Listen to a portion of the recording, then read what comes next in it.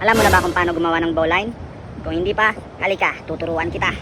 Napakadali lang nito, parang ikaw ang dali niya lang utuin. Una, gagawa ka lang ng loop. Then, ipapasok mo yung dulo, tapos sa kabila, dito.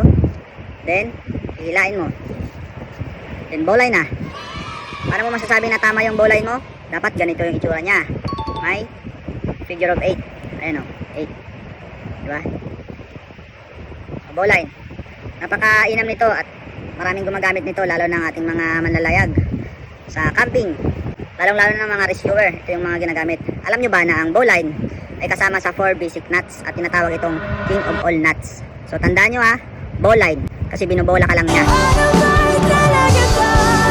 Wala eh, ganun talaga. Dapat mong maintindihan. Pero dahil nga mahal mo, wala. Ikaw naman ito, nagpapabola rin. So ganun talaga. Enjoy mo na lang. Basta, labas na ako dyan ha. Okay.